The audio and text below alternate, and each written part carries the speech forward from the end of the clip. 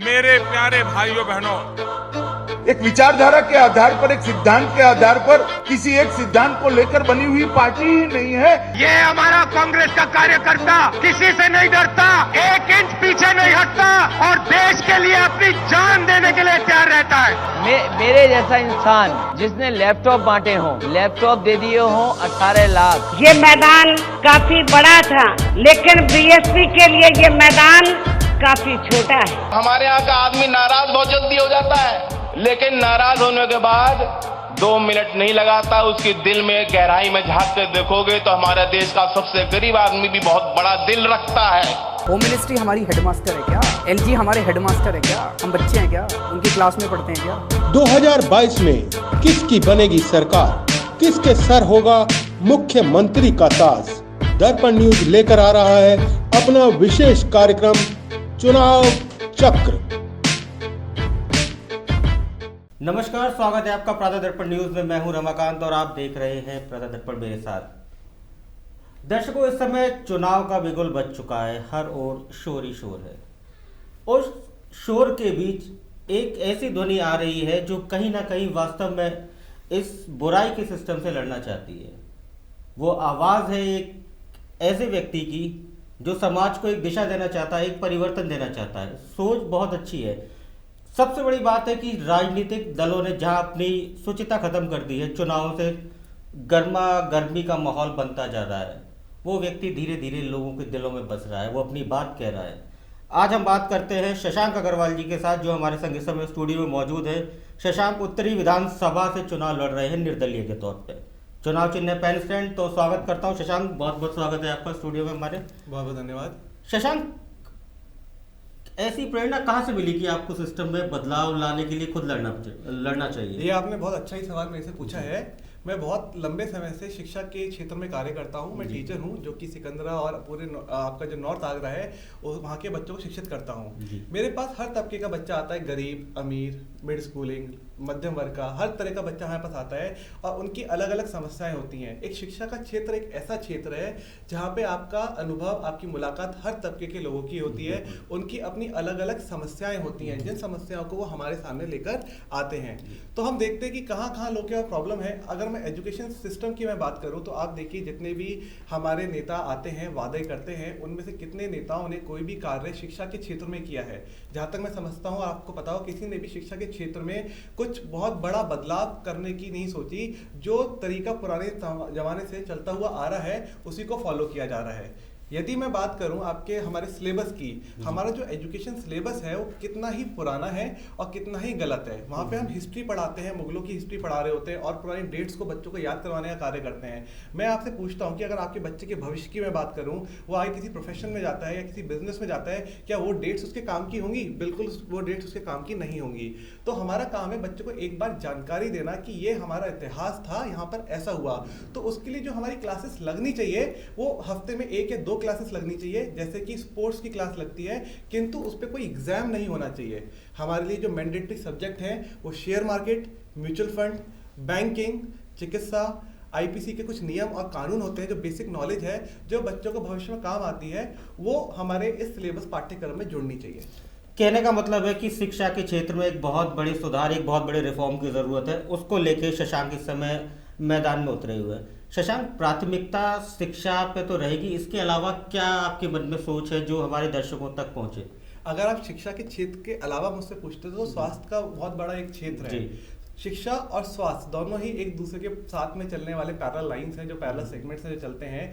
यदि अब किसी व्यक्ति से मैं बात करता हूं तो लोगों के सामने 2 ही सबसे बड़ी मेजर प्रॉब्लम्स होती हैं। व्यक्ति कहता है कि आजकल जो सबसे बड़ा महंगा और खर्चा हमारे सामने है वो हमारे पास बच्चों की पढ़ाई का है। एजुकेशन बहुत महंगी हो गई है, तो उनका जो कमाई का मोटा हिस्सा है वो एजुकेशन में जाता है। उसके अलावा इंसान जो पैसे अपने पास बचाना चाहता है वो भविष्य में आने वाली कठिनाइयों के लिए बचाता है, किसी इमरजेंसी के लिए बचाता है। मैं आपसे पूछता हूँ कि भविष्य में आने वाली कठिनाई आपको हेलीकॉप्टर में घुमाने के लिए, छुट्टी मनाने के लिए नहीं होती। जो मेडिकल इमरजेंसी होती है उसे स्वास्थ्य से रिलेटेड होती है। किसी को किसी गंभीर तरह की बीमारी लग गई, मान लीजिए कैंसर टाइप की बीमारी लग गई, तो वो लास्ट स्टेज पे डिडक्ट होती है और उसमें लाखों रुपए व्यक्ति खर्च हो जाते हैं और इंसान बर्बाद हो जाता है और साथ ही में वो बच भी नहीं पाता। तो स्वास्थ्य के क्षेत्र में हमें विकास करने की जरूरत है। प्राइवेट बॉडीज की तरफ लोगों का रुझान है लेकिन गवर्नमेंट बॉडीज अगर जो लोगों का ये राइट्स होता है आपका स्वास्थ्य का, तो उस राइट है कि सभी को एक समान तौर पर सही स्वास्थ्य सेवाएं मिलनी चाहिए। ये नहीं कि अमीर व्यक्ति तो मल्टी स्पेशलिस्ट हॉस्पिटल में जाके सेवाओं को प्राप्त कर लेता है, लाखों करोड़ों रुपए खर्च कर लेता है, लेकिन एक गरीब व्यक्ति जो उस इलाज को मुहैया नहीं करा पाता क्योंकि वो एक गरीब है लेकिन है तो देश का नागरिक। यहाँ पे मैं एक बात और जोड़ना चाहूंगा, मैं सिर्फ उन वोटर्स की बात नहीं कर रहा, हम वोटर्स के जो गरीब तबके के लोग हैं उन्हीं की बात नहीं करता। आप देखते कि हमारे फुटपाथ पे कितने सारे लोग सोते हैं, रहते हैं, उनके पैरों में घाव होते हैं, उनके कितनी चोटों के निशान होते हैं और वो रोज किसी ना किसी बीमारी से मर जाते हैं। क्या वो इस देश के नागरिक नहीं है? क्या हमारी सरकार को उनके बारे में नहीं सोचना चाहिए? क्या कोई ऐसी नीति नहीं होनी चाहिए जिसमें उनका भी रास्ते में चलते हुए इलाज हो, पर उनके बारे में कोई नहीं सोचता क्योंकि वो हमारे प्रॉफिट के नजरिए से नहीं है, क्योंकि वो हमारे वोटर नहीं है। ये बहुत ही कड़वी बात कही आपने, जो हकीकत है। बिल्कुल, इस हकीकत को मैं ईमानदारी से कहूँ तो अभी तक कई इंटरव्यूज ले चुका हूँ, लेकिन अभी तक किसी ने उठाया नहीं है। आपने बहुत अच्छी बात की है, एक बदलाव होना चाहिए, लेकिन कहीं ना कहीं आपको ये भी लगता है कि राजनीति अब वो राजनीति नहीं है। राजनीति में शुचिता खत्म हो गई है, राजनीति का माहौल ही बदल गया है। यहाँ राजनीति का मतलब लोग बात करते हैं धर्म की, लोग बात करते हैं जात की, लोग बात करते हैं पात की, लोग बात करते हैं लुभावने वादों की। आप अकेले ऐसे हैं जो लड़ना चाह रहे हैं, ये लड़ाई आसान नहीं होगी, क्या इसके बारे में सोचा है? जब मैं इस चुनाव में खड़ा हुआ था तो मुझसे एक रिपोर्टर ने और कई सारे लोगों ने सवाल किया था कि आप अग्रवाल यहाँ वैश्य समाज से आते हैं, वैश्य समाज के ही इतने सारे लोग यहाँ पे ऑलरेडी खड़े हुए हैं, तो आपको आने की क्या जरूरत पड़ी? मैंने कहा कि मेरा यहाँ पे आने का किसी भी समुदाय को लेकर कोई मेरा विचार नहीं है, मैं किसी भी समुदाय के प्रति किसी भी प्रकार की राजनीति नहीं करता। मेरा जुड़ाव एक बच्चों के साथ है, स्टूडेंट्स के साथ है, और अब की बार मैं जो फाइट कर रहा हूँ वो स्टूडेंट्स के लिए कर रहा हूँ। मैं सभी से एक व्यक्ति कर रहा हूँ, अब की बार पढ़े लिखों के लिए मतदान, अब की बार पढ़े लिखों के लिए मतदान होना चाहिए, उन बच्चों के करियर के लिए होना चाहिए। हम अलग अलग विभिन्न क्षेत्रों में बात करते हैं, कहते हैं कम से कम एक कैंडिडेट ऐसा होना चाहिए जिसको समर्थन मिलना चाहिए, जो एजुकेशन पॉलिसीज में अगर बदलाव कर देगा तो लोगों को अपने बच्चों को विदेश भेजने की जरूरत नहीं पड़ेगी। कितने माँ बाप ऐसे हैं जिनके बच्चे बाहर विदेशों में पढ़ाई करते हैं लेकिन वो अकेले यहाँ पर रहते हैं, वो सिर्फ उनका एक सेटिस्फेक्शन है कि हम खुश हैं कि हमारा बच्चा बाहर है, लेकिन यदि उनके बच्चे को सही सुख सुविधाएं मेडिकल सर्विस जैसे बाहर विदेशों में मिलती हैं यदि यहाँ मिल जाएं तो उनसे खुशी व्यक्ति को नहीं होगा।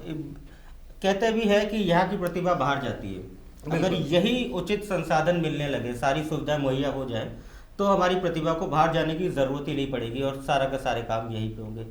शशांक, ये जो राजनीति है, राजनीति से हम बात कर रहे हैं इस राजनीति की, लेकिन आप बात कर रहे हैं एक ऐसी राजनीति की जिस राजनीति का सपना शायद हमारे जितने भी महान पुरुष हैं सबने देखा होगा जी। आप किसकी विचारधारा को फॉलो करते हैं, किसे मानते हैं सबसे ज़्यादा? मैं सबसे ज़्यादा विचारधारा जो फॉलो करता हूँ एक व्यक्ति की नहीं करता, बहुत सारे लोग ही करता हूँ, लेकिन सभी शिक्षित लोग ही करता हूँ, अशिक्षित लोग ही नहीं करता। मेरा मानना है जितने भी हमारे के विद्वान हैं और जितने बड़े पोस्ट के लोग हैं उन सब में एक ही आदत ऐसी है जो कॉमन होती है, वो पढ़ते बहुत हैं। तो मैं भी काफ़ी किताबें पढ़ता हूँ और आजकल तो ई बुक्स आ गई हैं, लोग ई बुक्स पढ़ते हैं, ऑडियो बुक्स पढ़ते हैं और यूट्यूब पर बहुत अलग अलग आपको चैनल्स मिलते हैं, पढ़ते हैं। अगर हम सबसे बड़े इन्वेस्टर वॉरेन बफेट की बात करें तो वो भी कितने घंटे घंटे पढ़ते हैं, बिल क्लिंटन की बात करें वो कितने देर तक पढ़ते हैं, माइक्रोसॉफ्ट के ओनर्स की बात करें तो वो कितनी देर पढ़ते हैं। तो एक पढ़ा लिखा व्यक्ति ही समाज में बदलाव ला सकता है, अन्यथा व्यक्ति इधर के उधर के दूसरे मुद्दों पे बात कर सकता है। और ये सिर्फ मेरा एक प्रयास है, एक इनिशिएटिव है आप लोगों के लिए, हम सब के लिए। यदि आप साथ देंगे तो अच्छी बात है, लेकिन मुझे नहीं लगता इस तरह के इनिशिएटिव को दोबारा हमें देखने को मिलेगा। ये बिल्कुल सही कहा है आपने कि एक बहुत बड़ा इनिशिएटिव है और हमारी शुभकामनाएं आपके साथ रहेंगी। साथ ही मैं ये भी चाहूँगा, दर्शकों के से एक अपील करना चाहूँगा, अगर आपको वास्तव में लग रहा है कि बुनियादी ढांचा, शिक्षा के बुनियादी ढांचे को बदलने की ज़रूरत है, तो एक बार ये इंटरव्यू ध्यान से देखिए, कोशिश करिए अपने आप को समेटने में, संजोने में। क्या बात कहना चाह रहे हैं शशांक? शशांक, कैसा चाहते हैं आप, शिक्षा कैसी होनी चाहिए? बिल्कुल, हमारी जो शिक्षा है वो एक आपके थ्योरेटिकल बेसिस पर है। मैं जब छोटे बच्चों को कई बार देखता हूँ, मैं उनकी क्लासेस में जब मैं जाता हूँ तो एक 5th-6th क्लास के बच्चों को, कॉन्वेंट स्कूल के बच्चों को क्या बताया गया था कि क्लिक ऑन स्टार्ट कंप्यूटर के सब्जेक्ट में, then click on programs, then click here. तो अगर जो बच्चा स्टेप्स को लर्न कर रहा है अपनी कॉपी में जाके लिखता है, तो ये उस सिस्टम को सोचिए जो हमारे प्रैक्टिकल नॉलेज, आजकल के बच्चे, छोटा बच्चा ही मोबाइल चलाने लगता है, अगर आप उस सिस्टम पे बिठाते हैं, उसे पता है कि स्टार्ट पे क्लिक करके प्रोग्राम्स पे क्लिक करना है, वो पेंट कैसे खोलना है, वो जानता है उस चीज़ों को। तो क्या हमें उसको थ्योरेटिकल वे में समझाना जरूरी है? उसे हम प्रैक्टिकल चीज़ से इंट्रोड्यूस कर सकते हैं। तो ये हमारे लिए बहुत ज़रूरी है। और जो लाइफ में आने वाले हमारे पास सब्जेक्ट्स हैं, जैसे मैंने आपको शेयर मार्केट बोला, बैंकिंग बोला, आज आप एक बच्चे को बैंक में भेज दीजिए, उसको नहीं पता होगा विड्रॉल स्लिप कैसे भरनी है, डिपॉजिट स्लिप कैसे भरनी है, जो हमारे आगे फ्यूचर में काम आती है कि हमें शेयर मार्केट में तो काम करना है, इन्वेस्टमेंट तो करना ही है ना, भविष्य में एक्सेल पे काम करना है। आप जितने भी प्रोफेशनल्स यहाँ पे होंगे उन्हें पता है एक्सेल पे वी लुकअप, एच लुकअप क्या लगता है, पर हमारी एजुकेशन में ऐसा कुछ सिखाया ही नहीं जाता। अलग अलग स्टोरीज को सिखाया जाता है जिनका भविष्य में बच्चों की एक अच्छे बेहतर भविष्य के लिए कुछ काम नहीं है, जो आगे काम नहीं आता। तो इस प्रणाली को थोड़ा बदलाव होना चाहिए। दूसरी बात आप यहाँ पे देखेंगे, हमारे जो सबसे अच्छे पढ़े लिखे बच्चे होते हैं वो मेहनत करके सिलेक्टेड में जाना चाहते हैं, किंतु इलेक्टेड में जाना नहीं चाहते। बच्चा पढ़ लिख के IAS PCS बनने की कोशिश करता है, किंतु वो नेता बनना नहीं चाहता। यदि कोई व्यक्ति बच्चा पढ़ाई करके टीचर बनना चाहता है, शिक्षा में जाना चाहता है, शिक्षा मंत्री नहीं बनना चाहता, क्योंकि इस प्रक्रिया को इतना जटिल बनाया हुआ है। लोग कहते थे कि नामांकन निर्दलीयों का नहीं हो पाता, बहुत जटिलताएं आती हैं, लोग परेशान करते हैं। देखिए, मैं नामांकन भरा भी और मैं यहाँ पर आया भी, ये मेरी पहली जीत है। दूसरी जीत मेरे को 10 फरवरी को चाहिए, जिसके लिए मैं जो वादे कर रहा हूँ, जो चीज़ बता रहा हूँ, विद फैक्ट्स बता रहा हूँ, क्योंकि मैं हवाओं में बात नहीं करता। बहुत स्टडी करने के बाद मैं यहाँ पर आया हूँ, और मुझे मोटिवेट करने वाली पेरेंट स्टूडेंट्स ही हैं जो मेरे को काफ़ी टाइम से कहते हैं कि सर आपको एक बार इन नीतियों को लोगों के सामने लेकर आना चाहिए। तो इससे अच्छा प्लेटफॉर्म कुछ और नहीं हो सकता। मैं कहता हूँ कि यदि आप चाहते हैं कि मैं ना करूँ, मैं कहता हूँ आप कर दीजिए, तो मुझे आने की आवश्यकता ही नहीं पड़ेगी। शिक्षा नीतियों को आप समझिए कि हमारे देश में, हमारे प्रदेश में जितने भी बच्चे हैं, अधिकतर जो अच्छे तबके के लोग हैं वो अपने बच्चों को प्राइवेट स्कूल्स में पढ़ाते हैं। आप में से कई सारे लोगों को जान के हैरानी होगी कि जितने भी प्राइवेट बॉडीज होती हैं वो नॉन प्रॉफिटेबल ऑर्गेनाइजेशंस होती हैं। अब आप एक बार सोच के देखिए, आप अपने बच्चों को जिन स्कूलों में पढ़ा रहे हैं, जिनकी फीसें लाखों रुपए में है, 50-50 हज़ार रुपये फीस भर देते हैं, क्या वो नॉन प्रॉफिटेबल ऑर्गेनाइजेशंस हैं? यदि नहीं है तो सोचिए, आप अंधेरे रोशनी में अपने आंखों पे काली पट्टी बांध के घूम रहे हैं। विदेशों में, मैं यूएस की बात करूं तो मिड स्कूलिंग टोटली पूरी तरीके से फ्री है। ये एक तभी तो लिटरेसी लेवल बढ़ेगा हमारे भारत का, हमारे देश का, हमारे प्रदेश का। पर इन मुद्दों को उठाने वाला भी तो कोई होना चाहिए। इसलिए जब तक इन मुद्दों को कोई उठाएगा नहीं तो वहाँ आएगा नहीं। बच्चा हमारा सिलेक्टेड में चला जाएगा पर इलेक्टेड में नहीं जाएगा। वो नीतियां बच्चा बनाता है, IAS PCS बनने के बाद वो उन नेताओं के सामने रखता है जिनको ज्ञान नहीं होता। कितने सारे लोगों ने नामांकन भरा है हमारे क्षेत्र से, आप देख सकते हैं कौन 10वीं पास है, कौन 12वीं पास है और कौन क्या है। तो आप खुद ही सोचिए कि जब वो IAS PCS के ऊपर बैठेंगे तो क्या करेंगे। शिक्षा का स्तर तो उनके बात ना ही करें तो ज़्यादा अच्छा रहेगा उनकी।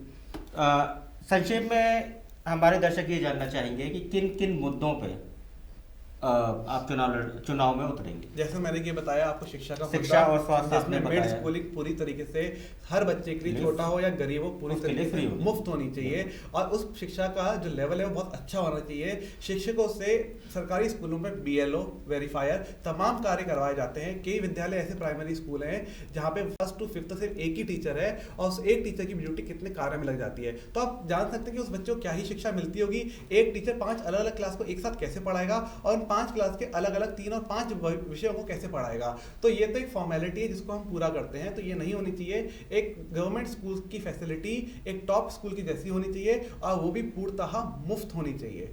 और दूसरा मेरा जो है वो शिक्षा के क्षेत्र के अलावा दूसरा है मेरा वो स्वास्थ्य के क्षेत्र में है। स्वास्थ्य के क्षेत्र में जो मेरी सबसे पहली प्राथमिकता है वो मेरी टेस्टिंग को लेकर है। देखिए, बहुत अच्छी मैं आपको बात यहाँ पे बताना चाहूँगा। अधिकतर लोगों की जब बीमारी डिटेक्ट होती है तो आपको पता होता है कि फाइनल स्टेज पे जाके वो बीमारी डिटेक्ट हो रही होती है कि इंसान को मन करता है मुझे कैंसर हो चुका है, तो उसके परिवार का सारा पैसा, धन, जेवर सब बिक जाता है और फाइनल स्टेज में वो व्यक्ति बच भी नहीं पाता।